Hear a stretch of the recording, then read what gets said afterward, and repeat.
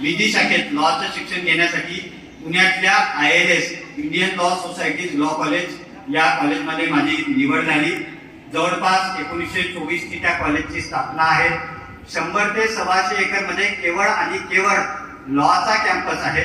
Swimming पूल, gym, library सगळ्या सोयी सुविधा त्या कॉलेजमध्ये आहे. आणि जर तुमचा योग्य गुण घेऊन आणि तिथली एंट्रन्स देऊन नंबर लागला तर तुम्हाला फारसा खर्च देखील येत नाही. त्या कॉलेजमध्ये जी वसतिगृह होती त्या वसतिगृहामध्ये माझी रूम नंबर होती 35 आणि आपल्या राज्याचे माजी सन्माननीय आदरणीय मुख्यमंत्री विलासरावजी देशमुख यांची सुद्धा रूम नंबर होती 35. असं संपूर्ण सहवास वातावरण तिथे मला लागलं की यशवंतरावजी चव्हाणांपासून दिलीपरावजी सोपल, रामराजे निंबाळकर, गोपीनाथरावजी मुंडे ही सगळी मंडळी त्या महाविद्यालयातून लॉचं शिक्षण घेऊन पुढे आलेली आहे. वेगवेगळे न्यायमूर्ती सुद्धा त्या महाविद्यालयाने लॉ कॉलेजनी दिलेली आहे. पण तिथे शिकत असताना मला माझ्या काकांनी एक सूत्र सांगितलं होतं. आता आपलं हे वय कसं असतं, खैरे सर चांगले कवी आहेत, त्यांचं पुस्तक आगामी काळात यावं अशा आमच्या सदिच्छा आहेत. तर आपलं हे वय कसं असतं, एक कवी म्हणतो, नागपूरचे कवी आहेत, ते कवी असं म्हणतात, कोण जाणे काय होते, पुण्य होते की पाप होते. ते मागचे पुरा आता बरोबर रिलेट करते. कवी असं म्हणतो की कोण जाणे काय होते, पुण्य होते की पाप होते, एक ती भेटली की सर्व आपोआप होते. दुसरा कवी काय म्हणतो की भिरभिरणारी नजर, थरथरणारे ओठ. भिरभिरणारी नजर, अडबाले सर इथे बसून आहे म्हणून काही तुम्ही लाजू नका, ते सुद्धा आपल्या वयातून गेले आहे. दुसरा कवी असं म्हणतो की भिरभिरणारी नजर, थरथरणारे ओठ, नजरेसमोर नजर झाल्यावर माती उकरणारे बोट. भिरभिरणारी नजर, थरथरणारे ओठ, नजरेसमोर नजर झाल्यावर माती उकरणारे बोट, तिच्या गालावर गुलाबी साय असते, यावरून सांग मित्रा प्रेम म्हणजे काय. असं हे सगळं आपलं वय भिरभिरणारं वय असतं. या वयात मला माझ्या काकांनी एक महत्वाचं सूत्र सांगितलं. ते सूत्र मी तुम्हाला सांगतो. त्यांनी मला असं सांगितलं की तुला जर तुझ्या आयुष्यात यशस्वी व्हायचं असेल तर कोणी तुझे पाय ओढले तरी चालेल, तुझ्याविषयी कोणी कानं फुटले तरी चालतील, कुठलेही प्रलोभन वेगवेगळे आले तरी चालेल, मात्र या एका वाक्याचं तंतोतंत पालन शिक्षण घेत असताना आणि सार्वजनिक जीवन जगत असताना कर. त्यांनी मला सांगितलं की दीपक, शिक्षण घेत असताना आणि सार्वजनिक जीवन जगत असताना, त्यांनी मला सांगितलं की दीपक, शिक्षण घेत असताना आणि सार्वजनिक जीवन जगत असताना रम, रम म्हणजे बरोबर समजते, दारू, किरकोळ गटाव, गरिबी हटाव. रमा, रमा म्हणजे महिला, मुली राम असा विचार करू शकता, पुरुष म्हणून. रम, रमा म्हणजे कल्याणच्या सुभेदाराची सून जेव्हा छत्रपती शिवाजी महाराजांसमोर आणण्यात आली तर छत्रपती शिवाजी महाराज काय म्हणतात? छत्रपती शिवाजी महाराज म्हणतात की अशीच आमची आई असती सुंदर रूपवती, अशीच आमची आई असती सुंदर रूपवती, आम्हीही सुंदर झालो असतो, बदले शिवछत्रपती, बदले शिवछत्रपती. परस्त्री माते समान, कर्दन नरका समान हा संत तुकाराम महाराजांचा विचार खऱ्या अर्थाने कोणी अंगीकारला असेल तर तो छत्रपती शिवाजी महाराजांनी. ही माणसं अशीच मोठी होत नाही तर छोटे छोटे सूत्र पालन करत आपल्या आयुष्याचं ते मार्गक्रमण करत असतात, म्हणून ही माणसं यशस्वी होतात. मला माझ्या काकांनी सांगितलं की तुला तुझ्या आयुष्यात यशस्वी व्हायचं असेल तर शिक्षण घेत असताना आणि सार्वजनिक जीवन जगत असताना रम, रमा आणि रमी म्हणजे पत्ते जुगार या 3 व्यसनांपासून दूर राहा. जर तू या 3 व्यसनांपासून दूर राहू शकला तर आयुष्यात तुला यशस्वी होण्यापासून कोणीही रोखू शकणार नाही. मी माझं शिक्षण घेत असताना या भिरभिरणाऱ्या वयात मनाचा ब्रेक, उत्तम ब्रेक मानून वेगवेगळे प्रपोजल आले, त्याच्याबद्दल दुःख नेहमी राहील. मात्र ते सगळे प्रपोजल बाजूला सारून हा मनाचा ब्रेक, उत्तम ब्रेक मानून मी जे मार्गक्रमण केलं त्यामुळेच कुठेतरी हे यश मला आज मिळू शकतं. जेवणी नावाची ही जी शिष्यवृत्ती आहे ही ब्रिटिश सरकार मार्फत दिली जाते. ज्या ब्रिटिशांनी आपल्यावर 150 ते 200 वर्ष राज्य केलं, आपल्याला प्रचंड लुटलं, त्यांचा बदला म्हणून स्वातंत्र्याच्या 75व्या वर्षी थोडंफार का होईना, 40-45 लाख रुपये का होईना, मात्र लुटण्याची संधी मला देखील मिळाली. जगभरातील 160 देशांमधून जर आपल्याला पदव्युत्तर मास्टर्सचं जर शिक्षण घ्यायचं असेल तर त्यासाठी ही शिष्यवृत्ती असते आणि जगभरातून 160 देशांमधून यासाठी अर्ज येत असतात। आजची स्पर्धा मित्रांनो तालुकास्तरीय राहिली नाही, आजची स्पर्धा काही जिल्हास्तरीयही राहिली नाही, आजची स्पर्धा राज्यस्तरीय किंवा राष्ट्रीय स्तरावरचीही राहिली नाही, तर आजची स्पर्धा ही जागतिक स्पर्धा झाली आहे।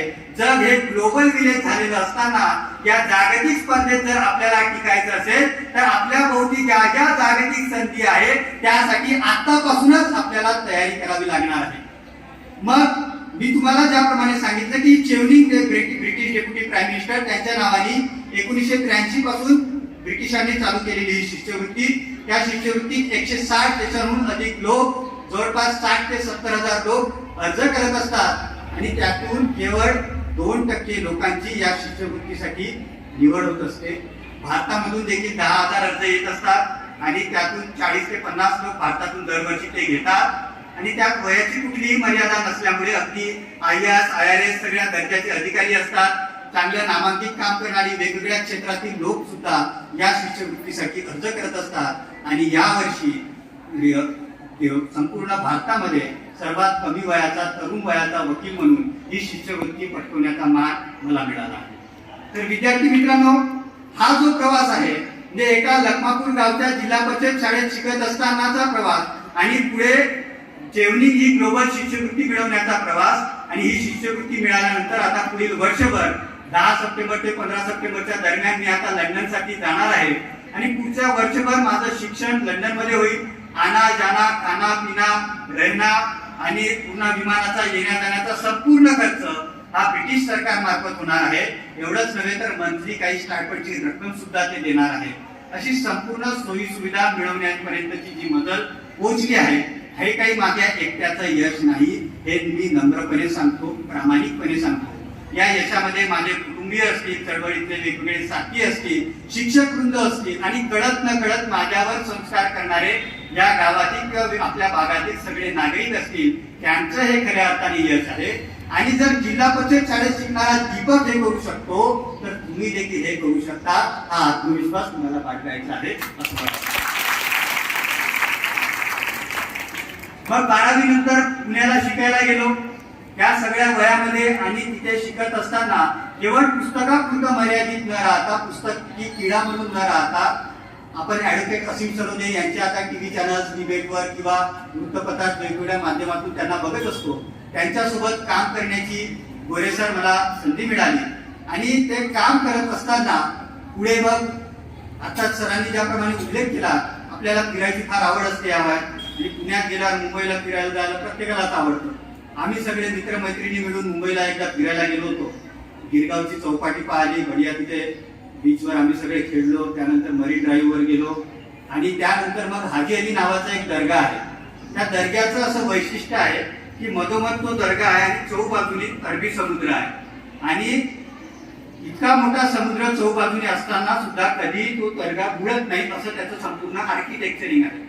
तर तो दर्गा आम्ही बघितला, दर्ग्याचं दर्शन घेतलं, दर्शन घेऊन जेव्हा आम्ही बाहेर पडलो आणि तिथलं वॉशरूम वापरलं, वॉशरूम वापरल्यानंतर तिथलं 1 नंबर 2 नंबर सगळं पाणी थेट पाईपामधून अरबी समुद्रात जात आहे आणि पुढे ते पाणी वेगवेगळ्या मार्गाने वेगवेगळ्या चौपाटींना जाऊन मिसळते। लक्षात आलं, म्हटलं आत्ताच आम्ही गिरगाव चौपाटीवरून खेळून आलो, तिथलं समुद्राचं पाणी जरा खारट वाटलं, म्हटलं हे पाणी काही बरोबर नाही।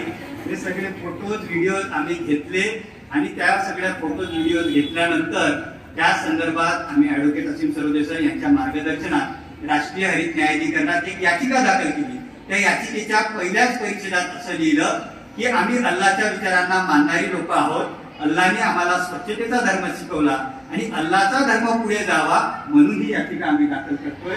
आणि त्या अनुषंगाने याचिका दाखल केल्यानंतर जस्टिस जवाद रहीम होते, त्यांनी नोटिसेस इश्यू केल्या आणि पुढे मुंबई येथील हाजी अली दर्गा येथे जलशुद्धीकरणाचा एक प्रकल्प शासनाच्या आणि ट्रस्टीच्या माध्यमातून सुरू झाला। तर आपल्या कामाच्या माध्यमातून आपल्या शिक्षणाचा उपयोग सामाजिक परिणाम घडवून आणण्यासाठी होऊ शकतो असं आम्हाला त्या काळी दिसू लागलं आणि मग आम्ही सगळे विद्यार्थी मित्र मिळून, समवयस्क विद्यार्थी मित्रांनी मिळून people's action towards humanity path foundation या नावाने एक संस्था तयार केली। या संस्थेच्या माध्यमातून मग मंत्रालयात आत्महत्या करणारे धर्मा पाटील नावाचे शेतकरी होते, त्या संदर्भातली एक याचिका असेल किंवा संविधानिक जनजागृती बद्दल संविधानिक नैतिकता नावाचा ऑनलाईन कोर्स असेल, त्या माध्यमातून वर्षभरात 1200 विद्यार्थ्यांना संविधानाचे धडे देणं असेल, असे वेगवेगळे उपक्रम आम्ही राबवत गेलो. आणि हे सगळं करत असताना अत्यंत महत्वाची बाब तुम्हाला मी सांगतोय. हे सगळं करत असताना आणि मला ग्रो इंडिया नावाच्या संस्थेने एक फेलोशिप दिली होती, समता फेलोशिप. माझं उदरनिर्वाहाचं साधन देखील सुरू झालं होतं. महाराष्ट्राच्या विधानसभेत विधिमंडळात विधी सहाय्यक म्हणून काम करण्याची संधी मिळाली. त्या माध्यमातून पावसाळी अधिवेशन असेल, हिवाळी अधिवेशन असेल, अर्थसंकल्पीय अधिवेशन असेल, त्या संपूर्ण अधिवेशनात नामदार जयंत पाटील सर यांच्या माध्यमातून सभागृहात वेगवेगळे प्रश्न मांडता आले. परंतु हे सगळं करत असताना अभ्यासाकडे कुठेही दुर्लक्ष होऊ दिलं नाही. मी माझी कायद्याची पत्रिका ILS लॉ कॉलेज मधून, पुणे युनिव्हर्सिटी मधून प्रथम श्रेणीमध्ये फर्स्ट क्लास मध्ये उत्तीर्ण झालो. मित्रांनो, हा संपूर्ण प्रवास तुम्हाला सांगण्याचं कारण म्हणजे तुमच्यासारखाच मी आहे आणि मी जर हे करू शकत असेल तर तुम्ही देखील हे सगळा प्रवास करू शकता. मग हे केल्यानंतर तुम्ही असेल, मुंबई असेल, दिल्ली असेल, वेगवेगळ्या ठिकाणी नोकरीच्या संधी होत्या. पण असं म्हणतात, go where problems are, not where facilities are. जिथे अडथळे आहेत, अडचणी आहेत, तिथे गेलं पाहिजे. जिथे सोयी सुविधा आहेत तिथे नाही. तर म्हणून मग चंद्रपूर गडचिरोली भागात परतलो. आपल्याकडे कसं असतं, पुण्यामध्ये शिकला, आला ना चंद्रपुरात वापस, काय तीर मारले म्हणायला सुरुवात झाली. परंतु तुम्हाला कहाणी सांगतो. मुंबईच्या समुद्रामध्ये एक भला मोठा खांब होता. तो खांब प्रचंड चिकट आणि तिथे एक बेडकांची स्पर्धा लागली. कोणाची? बेडकांची स्पर्धा लागली. संपूर्ण राज्यामधून बेडकं बोलावण्यात आले आणि त्यांना सांगण्यात आलं की हा सगळ्यात मोठा खांब आहे, त्या सर्वात मोठ्या खांबावर तुम्हाला चढायचं आहे. जो सर्वात मोठा खांब चढेल त्यांना किटकं, बेडकं काय करतात, किटकं, तुमच्या 7 पिढ्या पुरेल तितक्या किटकं तुम्हाला पारितोषिक म्हणून देण्यात येईल, असं सांगण्यात आलं. मग सगळे बेडके गेले. इकडे आपले पिंपळगावचे, वडगावचे, सोनुर्लीचे, गडचांदूरचे, अर्जुन्याचे काही बेडके गेले. आणि हे सगळे बेडकं मग काही रायगड, सिंधुदुर्ग, नाशिक, सगळ्या वेगवेगळ्या भागातून पुणे, मुंबईचे बेडकं गेले. आणि हजारो बेडकं मुंबईच्या त्या समुद्राजवळ जमा झाले. तिथे मोठा खांब लागला होता, प्रचंड चिकट असा खांब. काही म्हातारे बेडकं होते, ते म्हणत होते की आमचं हक्क हयात गेली, बिडार गेलं, आम्ही काही आमच्या आयुष्यात चढू शकलो नाही, हे काय चढणार आहे. असं प्रत्येक बेडक्याला ते सांगत होते, तुम्ही काही चढू शकत नाही, हा फार मोठा खांब आहे, आम्ही शेकडो वर्ष गेले, बऱ्याच जणांनी प्रयत्न केले, कोणीही चढू शकलं नाही, तुम्ही देखील चढू शकणार नाही. मग असे सगळे बेडकं चढायचे, खाली पडायचे, चढायचे, खाली पडायचे, मात्र कोणीही त्या खांबावर चढू शकत नव्हतं. आपल्या गडचांदूरचंही एक बेडूक होतं, टून टून उड्या मारत ते गेलं आणि गेल्यानंतर त्याने झर झर झर झर झर झर झेप मारली आणि त्या खांबावर शेवटच्या टोकावर जाऊन ते पोहोचलं आणि तो विजेता ठरला. तो विजेता ठरल्यानंतर जेव्हा तो खाली उतरला, सगळे राज्यभरातले बेडकं जमा झाले, नाशिकचे, पुण्याचे, साताऱ्याचे, सांगलीचे सगळे बेडकं जमा झाले. अरे हे चढलं कसं, आम्ही नाही चढू शकलो, तू कसा चढला, तू कसा चढला, सगळे जण त्याला विचारू लागले. मात्र तो काहीच उत्तर देत नव्हता. मग एक पिंपळगावचा त्याचा सोबती होता, तो समोर आला बेडकांपैकी. तो बेडूक म्हणाला, अरे ते गडचांदूरचं जे बेडूक आहे ते बहिरं आहे, म्हणून ते काही उत्तर देऊ शकत नाही. मात्र तो जिंकू शकला. म्हणून आपल्या आयुष्यात देखील जर तुम्हाला यशस्वी व्हायचं असेल तर कोण काय म्हणतं याची पर्वा करायची नाही. निंदकाचे घर असावे शेजारी, ऐकावे मनाचे, ऐकावे जनाचे, करावे मनाचे. हे सूत्र लक्षात ठेवून आपल्याला मार्गक्रमण करत राहावं लागतं. मग मी देखील पुण्यातून परत आल्यानंतर म्हटलं की यांनी काय तुम्ही आला ना वापस. मात्र कुठेही मी आपला आत्मविश्वास घडू दिला नाही. आपली जर इच्छाशक्ती प्रामाणिक असेल, कठोर परिश्रम घेण्याची तुमची तयारी असेल, मग तुम्ही पुण्या मुंबईत राहा की चंद्रपूर गडचांदूर कुठेही राहा, तुम्ही नक्कीच यशस्वी होऊ शकता. हा आत्मविश्वास तुम्हाला बाळगायचा. विद्यार्थ्यांना मी तुम्हाला एक उदाहरण देऊ इच्छितो. महाभारताच्या आख्यायिकेमध्ये एकलव्याची एक कहाणी आहे. ती कहाणी कशी आहे की द्रोणाचार्य नावाचा एक गुरु असतो. तो गुरु कौरव आणि पांडवांना धनुर्विद्या शिकवतो. तर कौरव आणि पांडव धनुर्विद्यामध्ये चांगले सर्वश्रेष्ठ होतात. मात्र त्याच द्रोणाचार्याकडे जेव्हा एकलव्य जातो आणि म्हणतो की द्रोणाचार्य मला देखील धनुर्विद्या शिकव, तेव्हा द्रोणाचार्य त्याला नकार देतो आणि म्हणतो की तू भिल्ल समाजाचा आहे, तुला मी धनुर्विद्या शिकवणार नाही, कारण त्या धनुर्विद्येचा वापर तू केवळ आणि केवळ शिकारीसाठी करशील. त्या आख्यायिकेत असं म्हटलं आहे की पुढे जाऊन मग एकलव्य निराश होत नाही, हताश होत नाही, आपल्या झोपडीमध्ये परत येतो. झोपडीमध्ये परतल्यानंतर सेल्फ स्टडी स्वतःची धनुर्विद्येची तयारी करू लागतो आणि पुढे आख्यायिकेत असं नमूद आहे, कौरव आणि पांडवांपेक्षाही एकलव्य हा धनुर्विद्येत सर्वश्रेष्ठ ठरतो.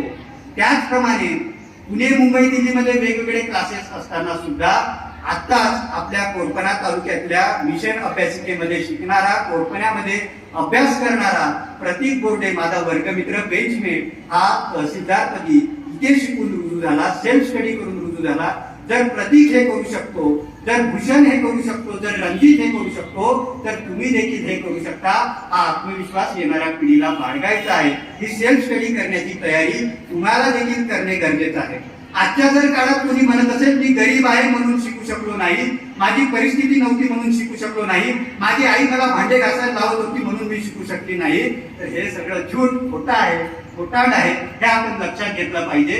विश्वरत्न, भारतरत्न डॉक्टर बाबासाहेब आंबेडकर यांची परिस्थिती तुमच्या माझ्यापेक्षा देखील बिकट होती. तुम्हाला मला शिकण्यासाठी स्वर्गीय हरिभाऊ डोळे यांच्या माध्यमातून हे छत तरी उपलब्ध राहिलं. परंतु डॉक्टर बाबासाहेब आंबेडकर जेव्हा प्राथमिक शिक्षण घ्यायला जात होते तेव्हा त्यांना शाळेच्या वर्गाच्या खोलीमध्ये देखील बसू दिलं जात नव्हतं. खिडकीमधून त्यांना शिक्षण घ्यावं लागलं. असं शिक्षण घेतल्यानंतर पुढे आता आम्हाला या वेगवेगळ्या शिष्यवृत्त्या आहेत. त्या काळात काही अशा संधी नव्हत्या. सयाजीराव गायकवाड असतील किंवा वेगवेगळे राजे महाराजे असतील, त्यांच्या मदतीने शिष्यवृत्ती घेऊन डॉक्टर बाबासाहेब आंबेडकर हे देखील लंडनमध्ये गेले. त्यांनी देखील त्यांचं पदव्युत्तर शिक्षण घेतलं. इथल्या गोड गुलाबी थंड हवेत ते रमले नाही. परत एकदा या मायभूमीत परतले. इथल्या वंचितांसाठी, शोषितांसाठी, दुर्बलांसाठी लढा उभारला आणि भारतीय राज्यघटनेचे ते शिल्पकार ठरले. तर 18 विश्व दारिद्र्य सोसणारे बाबासाहेब आंबेडकर लंडन मध्ये शिक्षण घेऊन भारतीय राज्यघटनेचे पुढे शिल्पकार करू शकत असेल तर त्यांच्या पुढे तुम्ही आम्ही कोण हो? तुम्हाला आम्हाला याच परिस्थितीत जगायचं आहे का? आपल्या आई वडिलांनी ज्या खस्ता भोगल्या त्याच खस्ता आपल्यालाही भोगायच्या आहे का? ज्याप्रमाणे आपल्या पिढ्या यातना भोगल्या त्याच यातना आपल्याला भोगायच्या आहे का? जर आपल्याला या यातना भोगायच्या नसतील तर एकच पर्याय आहे, कोणताही नेता तुमचं भलं करू शकत नाही. अत्यंत जबाबदारीने मी सांगतोय, कोणताही शिक्षक तुमचं भलं करू शकत नाही. तुमचे नातेवाईक हे सुद्धा तुमचं भलं करू शकत नाही. ते केवळ आणि केवळ तुम्हाला मार्ग दाखवू शकतात, मार्गदर्शक म्हणून भूमिका बजावू शकतात. तुम्हीच तुमच्या आयुष्याचे शिल्पकार आहात. तुमचं भलं जर कोणी करू शकत असेल तर तुम्ही स्वतः करू शकता. कसं करू शकता? तर शिक्षणाच्या माध्यमातून करू शकता. शिक्षणाला तरणोपाय नाही. क्रांतीज्योती सावित्रीबाई फुलेंचं उदाहरण घ्या, महात्मा ज्योतिबा फुलेंचं उदाहरण घ्या, विश्वरत्न भारतरत्न डॉक्टर बाबासाहेब आंबेडकरांचं उदाहरण घ्या. या सर्व महानीय मंडळींचं जर आपण उदाहरण आपल्या डोळ्यासमोर ठेवलं तर या सर्व मंडळींनी त्यांचं आयुष्य, समाजाचं आयुष्य हे केवळ आणि केवळ शिक्षणातून फुलवलं आहे. त्यामुळे शिक्षणाला महत्व द्या. शिक्षणापासून कसुबरी दूर जाऊ नका. वेळ प्रसंगी आपल्या कुटुंबियांशी संघर्ष करण्याची तयारी ठेवा. मुलींना जास्त त्रास असतो आपल्यापेक्षा. एक कवी काय म्हणतो, शृंगार असते नारी, बहार असते नारी. काकसांडे मॅडम एक कवी असं म्हणतात की शृंगार असते नारी, बहार असते नारी, मायाळू ममतेची भंडार असते नारी. शृंगार असते नारी, बहार असते नारी, मायाळू ममतेची भंडार असते नारी, घेते ही मोल मागी तलवार जेव्हा हाती, लढवय्या काबिल्याची सरदार असते नारी, लढवय्या काबिल्याची सरदार असते नारी. हा आत्मविश्वास तुम्हाला बाळगायचा आहे. नारीमध्ये, मुलींमध्ये प्रचंड क्षमता आहे. आज आपण बघतो वेगवेगळ्या स्पर्धांमध्ये 10वीच्या परीक्षा आल्या की हेडिंग ठरलीच असते, मुली उत्तीर्ण, मुली टॉपवर. 12वीच्या परीक्षा आल्या की मुली टॉपवर. त्यामुळे मुलींमध्ये प्रचंड क्षमता आहे. वेळ प्रसंगी घरच्यांशी, कुटुंबियांशी संघर्ष करा. जसा आपण एखादा मुलगा आवडला तर घरच्यांशी संघर्ष करतो ना, त्याचप्रमाणे शिक्षणासाठी सुद्धा घरच्यांशी संघर्ष करण्याची तयारी ठेवा. आणि पोट्यांनो, जसं आपल्याला एखादी पोरगी आवडली की आपण जसं तिच्या मागे लागतो आणि तिची सगळी माहिती गोळा करतो आणि मग तिच्या आजूबाजूने कोण राहतं, तिच्या घराच्या मागं कोण राहतं, पुढे कोण राहतं, तिचे नाते कोण, गोते कोण, तिची मैत्रीण कोण, अशी सगळी माहिती घेऊन आपण जशी सर्व तयारीने उतरतो, त्याचप्रमाणे आपल्याला शिक्षण घेत असताना, आपलं करिअर निवडत असताना संपूर्ण तयारीने उतरायचं आहे. आताच आमच्या आत्यांनी आयसरचा उल्लेख केला. आयसर मध्ये ऍडमिशन मिळणं सोपी गोष्ट नसते. Indian institute of social education and research पुण्यामध्ये देखील त्यांची एक कॉलेज आहे, संस्था आहे, युनिव्हर्सिटी रोडच्या समोर, तिथे मी गेलो आहे. प्रशस्त असं ते विद्यापीठ असतं आणि तिथे जर तुमचा नंबर लागला तर तुमच्या पोटाची देखील व्यवस्था काळजी करण्याची तुम्हाला गरज पडत नाही. त्यासाठी तुम्हाला आतापासून तयारी करावी लागते. 11वी 12वी पासून त्यासाठी एंट्रन्सची तयारी करावी लागते. तुम्ही सगळे 11वी 12वीचे विद्यार्थी आहात. 12वी नंतर जर तुम्हाला, ज्यांचं 12वी झालं आहे त्यांना जर BS साठी जायचं असेल आयसर मध्ये, तर त्यांच्या एंट्रन्सची डेडलाईन आता जुलै महिन्यात होती, 3 जुलैला. पुढच्या वर्षी जर जायचं असेल तर तुमची डेडलाईन जुलै महिन्यात असेल. एप्रिल मे मध्ये त्याचे फॉर्म्स येतात. मग आतापासून त्यासाठी तुम्हाला IISc आयसर काय आहे त्यासाठी गुगलवर सर्च करावं लागेल. वेगवेगळ्या गोष्टी आपण गुगलवर, युट्यूबवर सर्च करतो, तर थोडंफार शिक्षणाविषयी थोडं आपल्याला सर्च करावं लागेल. मग त्याची देखील माहिती घ्या. ज्यांना मेडिकल मध्ये जायचं असेल त्यांच्यासाठी सुद्धा वेगवेगळ्या संधी उपलब्ध आहेत. लिफ्ट फॉर अपलिफ्टमेंट नावाची एक संस्था पुण्यामध्ये काम करते. जर तुमच्यामध्ये गुणवत्ता असेल तर मोफत तुमची राहण्याची, खाण्याची आणि शिक्षणाची सुविधा त्यांच्या माध्यमातून होते. आणि नीटची संपूर्ण तयारी 1 वर्ष ही लिफ्ट फॉर अपलिफ्टमेंट नावाची संस्था तुमच्या माध्यमातून 12वीच्या नंतर तुमची करून घेते. 10वी नंतरही जर काही जणांना जायचं असेल तर ते जाऊ शकतात. त्यासाठी ते इंटरव्ह्यू घेतात, अर्ज घेतात, अर्ज देखील असतात. अजून नालंदा नावाची एक वर्ध्यामध्ये संस्था आहे, अनुप कुमार नावाची व्यक्ती ते चालवतात. तिथे जर तुम्हाला इंजिनिअरिंग, डॉक्टर, वकील कुठल्याही क्षेत्रात जायचं असले आणि त्यांचा क्रायटेरिया फार मजेशीर आहे. ते असं म्हणतात की आम्हाला विद्यार्थी हे 50% खालचे पाहिजे. कारण तुम्हाला जर 50% वरचे जर गुण असेल तर तुम्ही सक्षम आहात तुमचं आयुष्य घडवण्यासाठी, असं त्यांचं मत आहे. ज्यांना 50% खाली गुण असेल अशा सगळ्या विद्यार्थ्यांना नालंदा नावाची वर्ध्यामध्ये अकॅडमी आहे. आपण पंढरपुरात जातो, तुळजापुरात जातो, शनी शिंगणापूर जातो, शेगावला जातो, म्हणजे हाजी अली दर्ग्याला जातं, वेगवेगळे किंवा ताजच्या दर्ग्यात जातं, वेगवेगळे दर्शन घेत असतो. असेच तीर्थक्षेत्र नालंदा अकॅडमीचं वर्ध्याचं एक तीर्थक्षेत्र आहे. एकलव्य अकॅडमी म्हणून यवतमाळचं तीर्थक्षेत्र आहे. लिफ्ट फॉर अपलिफ्टमेंट नावाचं एक पुण्याचं तीर्थक्षेत्र आहे. आपल्या आई वडिलांना आग्रह करून त्या तीर्थक्षेत्रांना सुट्टीच्या काळामध्ये भेटी द्या, एवढं देखील तुम्हाला या प्रसंगी मी आवाहन करतो. कारण आपल्यासमोर वेगवेगळ्या संधी आहेत. आपण वाचन केलं पाहिजे, अवांतर वाचनाची आवड निर्माण केली पाहिजे. आमचा बाप आणि आम्ही हे नरेंद्र जाधवांचं एक पुस्तक आहे. त्या पुस्तकात नरेंद्र जाधव अतिशय चांगले लिहितात. नरेंद्र जाधव असं म्हणतात की त्यांच्या वडिलांनी त्यांना असं सांगितलं होतं की पोरा तू तुझ्या आयुष्यात काही बन, मात्र सर्वोच्च बन, टॉपचं बन. तू चोर डाकू झाला तरी चालेल, मात्र कसा चोर डाकू बन? टॉपचा चोर डाकू बन, सर्वोच्च चोर डाकू बन. तुझा बाप जर रस्त्याने जात असेल तर तुझ्या बापाकडे पाहून अवतीभोवतीचे लोक थरथर कापले पाहिजे की हा या चोराचा डाकूचा बाप चालला आहे. इतका सर्वोच्च टॉपचा चोर डाकू बन. तू तुझ्या आयुष्यात इंजिनियर बन, डॉक्टर बन, वकील बन, अधिकारी बन, काही बन, मात्र सर्वोच्च बन, टॉपचा बन. हा आत्मविश्वास आपल्या गडचांदूर, चंद्रपूर आणि ह्या सगळ्या दुर्गम भागातील युवकांना ठेवायचा आहे. आपल्याला आपल्या आयुष्यात काही बनायचं, मात्र बनत असताना चोर डाकूकडे निश्चितच बनू नका. मात्र बनत असताना टॉपचं बना, सर्वोच्च बना. आणि सर्वोच्च जर बनायचं असेल तर अगदी सुरुवातीलाच सांगितल्याप्रमाणे रमरमा रमीचं सूत्र असेल किंवा वेगवेगळे आत्याने सांगितल्याप्रमाणे जिद्द, चिकाटी, परिश्रम तुम्हाला बाळगायचे आहे. त्याचप्रमाणे आयसर असेल किंवा IIT असेल किंवा वेगवेगळ्या इन्स्टिट्यूट्स आहेत, वेगवेगळ्या संस्था तुम्हाला सांगितल्या, त्या संस्थांची माहिती आतापासूनच, आता आपलं जग फार जवळ आलं आहे, गुगल आहे, वेगवेगळ्या ऑनलाईन प्लॅटफॉर्म आहे, त्या माध्यमातून एका क्लिकवर क्षणार्धात आपल्याला संपूर्ण माहिती मिळते. त्यांच्या वेबसाईटवर जाऊन ही सगळी माहिती आपण घेऊ शकतो. त्या सगळ्या संधी शोधण्याची प्रयत्न तुम्ही करा. आणि एक गोष्ट मात्र लक्षात ठेवा, आतापर्यंत ह्या कोणाचा तरी नातेवाईक आहे, हा कोणाचा तरी कोणीतरी लागतो म्हणून नोकऱ्या भेटल्या किंवा काही वेगवेगळ्या संधी भेटल्या, मात्र येणारा काळ हा काही तसा राहिलेला नाही. येणारा काळ हा मेरिटचा आहे, येणारा काळ हा कष्टकऱ्यांचा आहे, येणारा काळ हा परिश्रम करणाऱ्यांचा आहे, येणारा काळ हा बहुजनांचा आहे. आणि बहुजनांची पोरं निश्चितच 7 समुद्रापार जातील आणि इथून देखील ग्लोबल लीडर निश्चितच येणाऱ्या काळात घडतील. एकटा दीपक, एकटा भूषण घडला म्हणजे झालं नाही, त्यातून काही उद्धार होणार नाही. असे शेकडो हजार दीपक भूषण या गडचांदूरच्या भूमीतून, आपल्या अवतीभोवतीच्या भूमीतून घडले पाहिजे. तर आम्ही हे करू शकतो, तर तुम्ही देखील हे करू शकता. त्यासाठी परिश्रम घेण्याची तयारी आतापासून तुम्हाला ठेवावी लागेल. मग तुम्ही कुठल्याही क्षेत्रात जा, केवळ पुस्तकात उत्तर राहू नका, तर त्या क्षेत्रात साहित्यिक चळवळीमध्ये, वेगवेगळ्या चळवळीमध्ये अग्रेसर व्हा. त्या क्षेत्रातील वेगवेगळ्या संधी शोधण्याचा प्रयत्न करा. मग आपल्या चंद्रपूर जिल्ह्यामध्ये आता तुम्ही ऐकलं ना, डेरा आंदोलन चालू होतं. 450हून आरोग्य कामगारांचं वेतन नव्हतं. हातावर पोट ठेवून जगणारी ही सगळी जनता आरोग्य कामगार होती.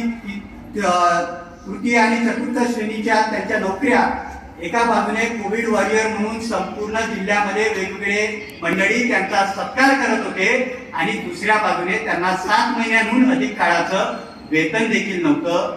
अशा परिस्थितीत त्यांनी जिल्हाधिकारी कार्यालयासमोर ज्या कोरोना काळात माणसापासून दुरावली, त्या कोरोना काळात त्यांनी आपली सेवा केली आणि त्या काळामध्ये त्यांनी डेरा आंदोलन जिल्हाधिकारी कार्यालयासमोर सुरू केलं. त्यांना मी सांगितलं की आता रस्त्यावरचं आंदोलन करून भागणार नाही, तर आपल्याला विधायक रचनात्मक लढा देखील द्यावा लागेल. मग आम्ही मानवाधिकार आयोग असेल, लेबर कोर्ट असेल, वेगवेगळ्या माध्यमातून लढा दिला आणि 30 मार्च 2022 रोजी त्या संपूर्ण 450 कामगारांना जवळपास 6 ते 7 कोटीचं वेतन आणि नोकरीवर पुन्हा रुजू करण्याचे शासन निर्णय देखील निर्गमित झाले. आपल्या कामाच्या माध्यमातून हा बदल होऊ शकतो. आपल्या गडचिरोली जिल्ह्यात बेंगळूर नावाचं गाव आहे. आम्ही भाग्यवान आहोत, आम्हाला जायला रस्ते आहेत. आता आपण जायला शिकण्यासाठी आपल्याला दळणवळणाच्या सोयी सुविधा आहे. बेंगळूर गावामध्ये जायसाठी रस्ता नाही, नावेनी प्रवास करावा लागतो. मागच्या वर्षी आम्ही तिथे जाऊन आलो आणि या सगळ्या काळात सगळ्यात जास्त त्रास भामरागड तालुक्यात असे वेगवेगळी गाव आहेत. सगळ्यात जास्त त्रास जर कोणाला होत असेल तर गरोदर महिलांना सगळ्यात जास्त त्रास होतो. मागच्या वर्षी एका गरोदर महिलेचा मृत्यू देखील झाला. एका गरोदर महिलेला 23 किलोमीटरचा पायदळ प्रवास करत लाहेरीच्या प्राथमिक आरोग्य केंद्रापर्यंत पोहोचावं लागलं. तिची डिलिव्हरी झाल्यानंतर 9 महिन्याची तिची संपूर्ण डिलिव्हरी झाल्यानंतर 23 किलोमीटरचा पुन्हा प्रवास तिने पायदळ केला. या सगळ्या यातना त्यांनी सहन केल्या आहेत. यांच्या आम्ही मानवाधिकार आयोग, उच्च न्यायालय वेगवेगळ्या माध्यमातून याचिका दाखल केल्यानंतर यावर्षी देखील तिथे पुराची परिस्थिती आहे. आता तुमच्याशी संवाद साधत असताना जवळपास 100हून अधिक गावं जगापासून संपर्क तुटलेली आहे. त्याही परिस्थितीत डॉक्टरांची एक टीम आणि टेम्पररी मॅटर्निटी होम प्रशासनाच्या माध्यमातून आता तिथे तयार करण्यात आला आहे. त्याबद्दलचं एक वृत्त लोकसत्ता वृत्तपत्राने नुकतंच प्रकाशित केलं आहे.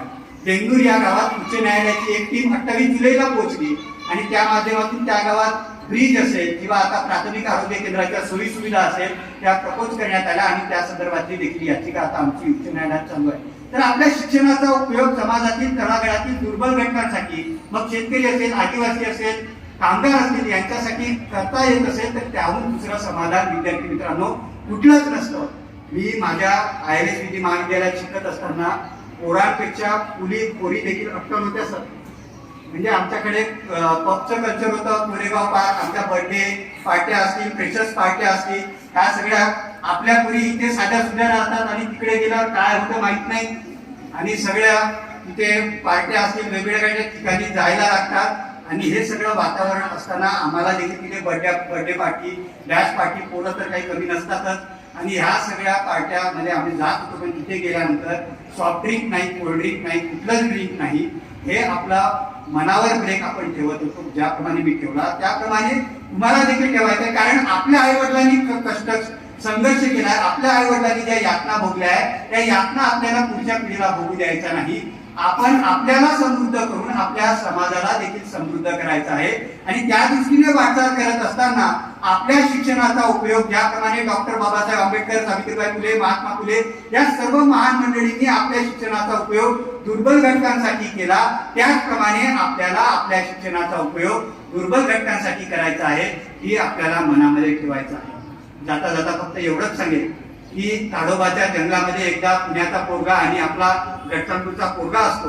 समोर वाघ येतो आणि वाघ आल्यानंतर त्या दोन्ही पोरांना खैरे सर विचारतात की अरे, पुण्याच्या पोराला विचारतात, अरे आता तुझ्या समोर वाघ आहे, आता त्या वाघाच्या तावडीतून सुटण्यासाठी तू काय करशील? आणि चंद्रपूरच्या पोराला विचारतात, अबे तुझ्या समोर वाघ आहे तर तू त्या वाघाच्या तावडीतून सुटण्यासाठी काय करशील? तर आपला चंद्रपूरचं पोट्ट उत्तर देते की मी वाघाशी झुंज देईल, वाघाशी लढण्याचा प्रयत्न करेल. पुण्याचं पोट्ट उत्तर देते की मी काही वाघाशी झुंज देणार नाही, लढण्याची तयारी करणार नाही, मी सरळ सरळ जोराने धावे. खैरे सर त्याला विचारतात पुण्याच्या पोराला, अरे तू किती जोराने धावला तरी आमचे ताडोबाचे वाघ तुझ्यापेक्षाही जोराने धावतात, तुला निश्चितच तावडीत पकडतील, मग तू जोराने धावून काय फायदा? तो पुण्याचा पोरगा चटकन उत्तर देतो की मला वाघापेक्षा जोराने धावायचं नाही, या चंद्रपूरच्या पोट्ट्यापेक्षा जोराने धावायचं आहे. म्हणजे चंद्रपूरचं पोट्ट वाघाच्या तावडीत सापडेल आणि मी निवांत. अशी सगळी स्पर्धा असताना आणि ही सगळी स्पर्धात्मक जग असताना या स्पर्धात्मक जगामध्ये माणुसकीचा झरा आटत चालला आहे. हा माणुसकीचा झरा आपल्याला आटू द्यायचा नाही. आपल्यामधली माणुसकी आपल्याला जिवंत ठेवायची आहे. म्हणून जाता जाता सरांनी जसं सांगितलं की एक मुंगी, काळे सरांनी सांगितलं की एक मुंगी भीतीवर चढत असताना 10 वेळ चढते, 100 वेळ चढते, 1000 वेळ चढते, खाली पडते, मात्र ती कधीही आपला आत्मविश्वास ढळू देत नाही. म्हणून कवी म्हणतात की नन्ही चिट्टी जब दीवारों पे चढ़ती है, चढ़ती दीवारों पे 100 बार फिसलती है, गिरकर चढ़ना चढ़कर गिरना नहीं अकड़ता है, मन का विश्वास रगों में साहस भरता है, आखिर उसकी मेहनत बेकार नहीं होती, कोशिश करने वालों की कभी हार नहीं होती, कोशिश करने वालों की कभी हार नहीं होती. रणजित काही एकाच अटेम्प्टमध्ये IAS झाला का नाही, त्याच्यासाठी त्याला मला वाटतं तिसरा की चौथा अटेम्प्ट, म्हणजे पहिल्यांदा अपयशी झाला म्हणून तो निराश झाला नाही, दुसऱ्यांदा अपयश आला म्हणून निराश झाला नाही, तिसऱ्यांदा अपयश आला म्हणून निराश झाला नाही, चौथा अटेम्प्ट आल्यानंतर तो यशस्वी झाला. त्याचप्रमाणे आपण निराश व्हायचं नाही, हताश व्हायचं नाही, प्रयत्न करत राहायचे. कारण असं म्हणतात की केल्याने होत आहे, आधी केलेचे पाहिजे. त्यामुळे कर्म करणं आपल्या हातात आहे. भूषण आणि रणजितला जरी हे त्यांचं यश असलं तरी त्यांना घडवणाऱ्या त्यांच्या आई आहे आणि त्या आईचं मार्गदर्शन तुमच्या विद्यार्थी मित्रांना या महाविद्यालयात लाभणं हे देखील तुमचं सौभाग्य आहे. तुम्हाला काही जर कळत नसेल तर तुमच्या शिक्षकांना विचारा, त्यांच्या मागे लागून राहा. मात्र करिअर बाबत तुम्हाला जागृत राहायचं आहे. म्हणून जाता जाता एका कवीच्या 4 ओळी सांगतो आणि थांबतो. कवी असं म्हणतो की आपल्याच दुःखावर असं रुजून कसं चालेल. माझी आई मला भांडेच घासायला लावते, माझी आई फक्त भावाकडेच लक्ष देते, माझ्याकडे जास्त लक्ष देत नाही, म्हणून असं रुसून चालणार नाही. पोरांनी देखील असं रुसायचं नाही की आपल्याच दुःखावर असं रुसून कसं चालेल, आता उठलंच पाहिजे असं बसून कसं चालेल. पक्की घेऊन कुंगाटच तुझी असू दे मान काट, मेंढराच्या कडपात चालले बस स्टँडवर पोरीच्या मागं असं मेंढराच्या कडपात मागं जायचं नाही. कोणतरी डॉक्टरकीला ऍडमिशन घेतो म्हणून आपणही घ्यायचं नाही, कोणीतरी BSc करताय म्हणून आपणही करायचं नाही. आपली नेमकी आवड काय ही आपल्याला तपासून पाहावी लागणार आहे. आपल्याच दुःखावर असं बसून कसं चालेल, आता उठलंच पाहिजे असं बसून कसं चालेल. पक्की ठेवून गाठत तुझी असू दे मान ताट, मेंढराच्या कळपात असं बसून कसं चालेल. आता उठलंच पाहिजे, आता उठलंच पाहिजे, आता उठलंच पाहिजे. जय हिंद, जय भारत.